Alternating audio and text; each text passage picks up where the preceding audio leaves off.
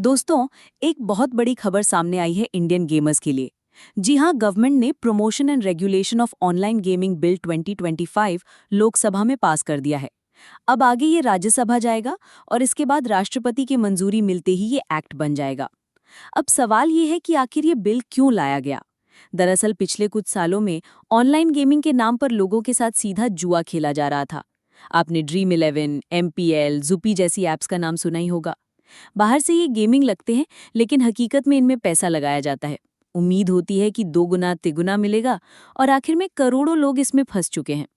Reports कहती हैं कि अब तक करीब 45 करोड़ से ज्यादा लोग इन स्कीम्स में फंसकर नुकसान झेल चुके हैं। और अंदाजा लगाइए, कुल मिलाकर जनता का नुकसान कितने का हुआ है। लगभग 1 लाख करोड़ रुपए का अनुमान लगाया जा रहा है। ये सिर्फ एक रफ एस्टिमेट है, असली नुकसान और भी ज्यादा हो सकता है। और सबसे मजेदार बात, इन ऐप्स को प्रमोट कौन करता है? बॉलीवुड के सुपरस्टार्स, बड़े क्रिकेटर्स, वो लोग जिन्हें खुद कभी इन गेम्स को खेलने की जरूरत नहीं होती, लेकिन एड्स में वो आपको सपने बेचते हैं, जितना लगाओ उतना कमाओ। तो इसी धांधली को रोकने के लिए ये नया बिल लाया गया है।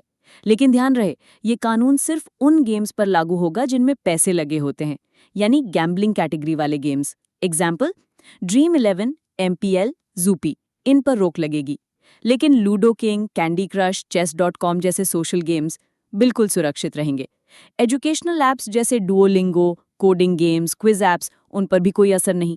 और हाँ, esports, PUBG, Valorant, Tekken, Apex Legends, इन पर भी कोई रोक नहीं।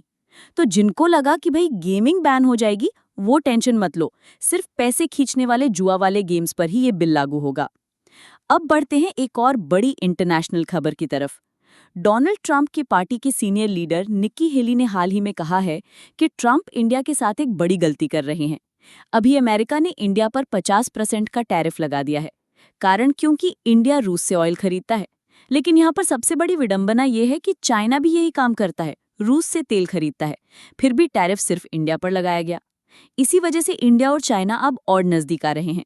दोनों के बीच ट्रेड, वीजा, यहाँ तक कि बैन हटाने जैसी बातें हो रही हैं। साथ ही इंडिया और रूस के रिश्ते भी और मजबूत हो रहे हैं।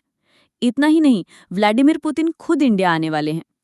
अब निक्की हेली का कहना है कि इससे अमेरिका का बड़ा नुकसान हो सकता है, क्योंकि इंडिया, चाइना और रूस अगर मिलकर एशिया में एक मजबूत अलायंस बना लेते हैं तो अमेरिका के लिए ये बहुत बड़ा झटका होगा। अब बात करते हैं घरेलू स्तर पर सबसे ज्यादा डिस्कस होने वाले टॉपिक GST की। जी हाँ, सरकार अब GST के पूरे स्ट्रक्चर को बदलने की तैयारी में है। अभी तक अलग अलग टैक्स स्लैब्स हैं, 12%, 18%, 28%। लेकिन अब सरकार सिर्फ 3 स्लैब रखना चाहती है। 5% जो बेसिक और एसेंशियल आइटम्स होंगे, जैसे दाल, कपड़े, मेडिसिन। 18% स्टैंडर्ड आइटम्स जैसे AC, TV, सीमेंट। और 40% लग्जरी आइटम्स जैसे लग्जरी कार, तंबाकू, शराब आदि। मतलब आम जनता के लिए ये बड़ी राहत की खबर है, क्योंकि पहले 12% वाले आइटम्स को भी अब 5% में डाल दिया गया है। यानी 90% से ज्यादा चीजें अब सस्ती हो जाएंगी। लेकिन जिनके पास लग्जरी प्रोडक्ट्स खरीदने की क्षमता है, उन्हें 40% GST देना पड़ेगा। और अब एक अनोखी और थोड़ी हैरान करने वाली खबर। मध्य प्रदेश के एक गांव में लोग कई सालों से एक पत्थर की पूजा कर रहे थे। बाद में आर्कियोलॉजिस्ट की रिसर्च से पता चला कि वो पत्थर कोई साधारण पत्थर नहीं, बल्कि 70 मिलियन साल पुराना डायनासोर का अंडा है। सोचिए, लोग जिसे भगवान मानकर पूजा कर रहे थे, वो दुनिया का सबसे बड़ा डायनासोर नेस्टिंग साइट निकला। अब चलते हैं ताजमहल की तरफ।